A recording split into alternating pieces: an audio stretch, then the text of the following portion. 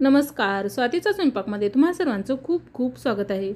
आज आपण एक काकडीपासून पोटभरीचा चमचमीत आणि टेस्टी असा नाश्त्याचा पदार्थ बनवणार आहोत, जो शरीराला थंडावा देतो। चला तर रेसिपीला सुरुवात करूया।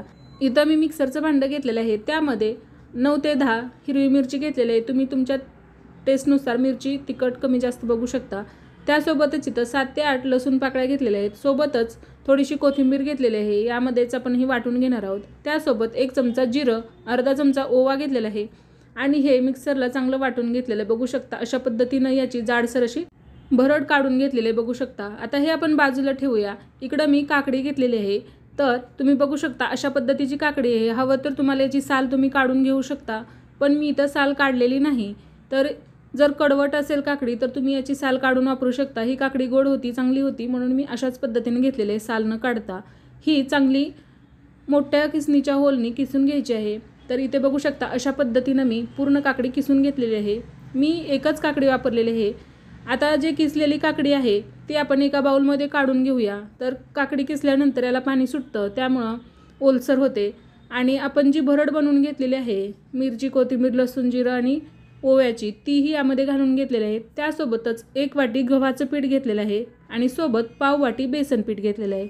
आता यामध्ये आपण हळद घालून घेणार आहोत। तर इथं मी पाव चमचा हळद घातलेली आहे। त्यासोबतच इथं चवीनुसार आपल्याला यामध्ये मीठ ॲड करून घ्यायचं आहे। आता यामध्ये मी 1 चमचा धने पावडर घातलेले आहे।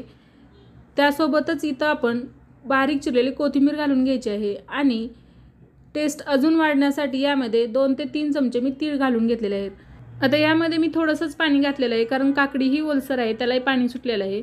तर हे व्यवस्थित मिक्स करून घेऊया आणि गरजेनुसार आपण पाणी यामध्ये थोडं थोडं ॲड करत जाणार आहोत आणि हे चांगलं असं मिक्स करून घेणार आहोत।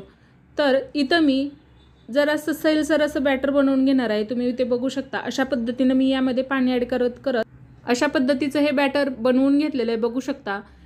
आपल्याला हा पराठा ना थापायचा आहे ना लाटायचा आहे, एकदम सोप्या पद्धतीने मी काकडीचा पराठा बनवून दाखवत आहे।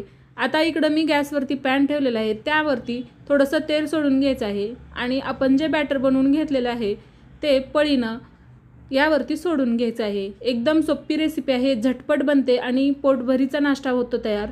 तर तुम्ही ही रेसिपी नक्की ट्राय करा। बघू शकता अशा पद्धतीनं आपण हे बॅटर तव्यावरती पसरवून घ्यायचं आहे आणि दोन्हीही बाजूनी छान असं हे भाजून घ्यायचं आहे।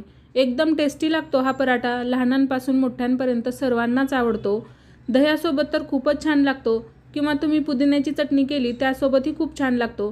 तर बघू शकता मी 2-3 मिनिटं झाकण ठेवून हा पराठा एका बाजूनी भाजून घेतलेला आहे। आता आपण पलटी करून घेऊया आणि दुसऱ्याही बाजूनी छान असा हा पराठा भाजून घ्यायचा आहे। पराठा भाजताना गॅसची फ्लेम मीडियम टू लोच ठेवायची आहे, जेणेकरून तो खमंग असा भाजेल। जर हाय फ्लेमवरती भाजला तर तो आतून कच्चा राहतो। तर इथे दुसऱ्याही बाजूनी मी छान असं तेल सोडून घेतलेलं आहे आणि दोन्हीही बाजूनी आपला हा पराठा खमंग खरपूस असा भाजून घेतलेला आहे। बघू शकता किती मस्त टेम्पटिंग असा हा पराठा दिसत आहे। हा पराठा पौष्टिक तर आहेच, सोबत पोटभरीचा आहे आणि एकदम सोप्या पद्धतीने बनतो। कमीत कमी वेळामध्ये तुम्ही अगदी 10 मिनिटात हा पराठा बनवून खाऊ शकता।